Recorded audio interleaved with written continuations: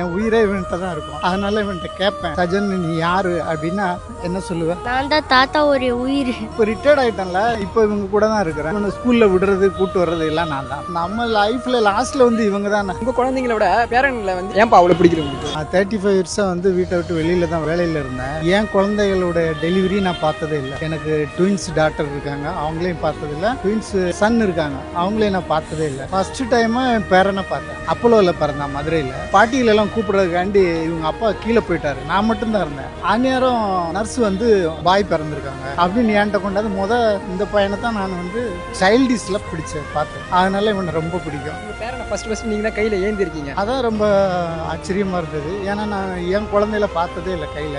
பிறந்தப்ப நான் இல்லை, இவனை பிறந்தப்ப பார்த்தப்ப ரொம்ப எனக்கு ஆனந்தமா இருந்தது. இவனும் என் மேல பாசமா இருப்பான். அவங்கள நான் தூக்குனதே இல்லை. பசங்களெல்லாம் நான் 1 வருஷம் கழிச்சு பார்த்தேன். அதனால இவங்களை வந்து நான் முத பார்த்தேன் பாருங்க, அதுல இருந்து எனக்கு பேரனுக்கு தான் ரொம்ப பிடிக்கும். பேத்தியிலும் இருக்காங்க. என் பொண்ணுகளுக்கு எல்லாம் பசங்க, என் பசங்களுக்கு எல்லாம் பொண்ணுங்க. உங்களுக்கு ரெண்டுமே கிடைச்சிருக்கு. உங்களுக்கு தாத்தா எவ்வளவு பிடிக்கும்? ரொம்ப பிடிக்கும். ஏன்னா நான் சின்ன வயசுல இருக்கும் போல என்னை அவ்வளோ கொஞ்சுவாங்க. ஏன்னா நான் தான் முதல் பையனே இதுல பிறந்திருந்தேன்னா, அதனால தாத்தா எங்களுக்கு ரொம்ப பிடிக்கும். அதே மாதிரி எனக்கும் தாத்தா ரொம்ப பிடிக்கும். உங்க குழந்தைங்களை நீங்க சேட்டை பண்ணாங்கன்னா அடிச்சிருக்கீங்களா? மூத்த பையனை மட்டும் அடிச்சிருக்கிறேன். உங்க பேரனுங்க சேட்டை பண்ணா அடிப்பீங்களா? இல்ல இல்ல, அடிக்க மாட்டேன். அது ஏன்?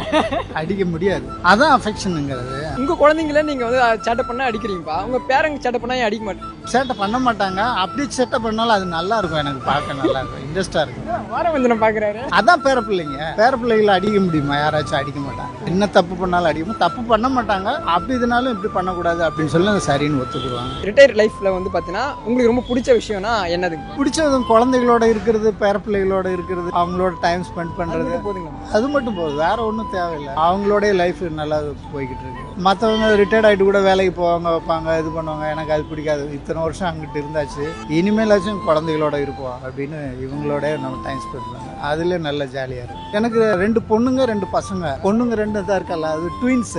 அவங்க வந்து எனக்கு ஒரு ஃப்ரெண்டு இருந்தாப்ல, கேரளா ஃப்ரெண்டு. அப்ப நான் இலங்கையில இருந்தேன், எனக்கு ட்வின் டாக்டர் பிறந்திருக்காங்கடா.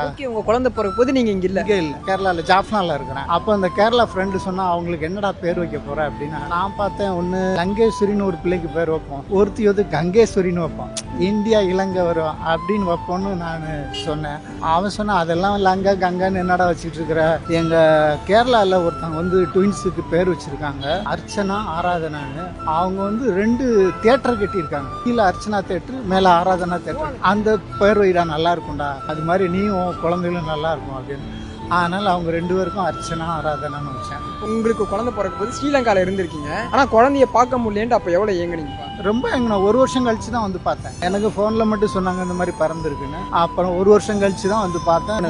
இப்போ ரிட்டையர்ட் ஆயிட்டேன்ல, இப்போ இங்க தானே இருக்கேன், இப்போ இவங்க கூட தான் இருக்கிறேன். இவனை ஸ்கூல்ல விடுறது கூட்டு வர்றது எல்லாம் நான் தான். இவன் வந்து வீட்டு பக்கத்துல இவன் ஸ்கூல், வாக்கிங் டிஸ்டன்ஸ். நான் போய் கூப்பிட்டு விடுவேன், அப்புறம் போய் கூப்பிட்டு வரேன். அந்த வேலை தான் இப்போ பார்த்துக்கிட்டு இருக்கேன்.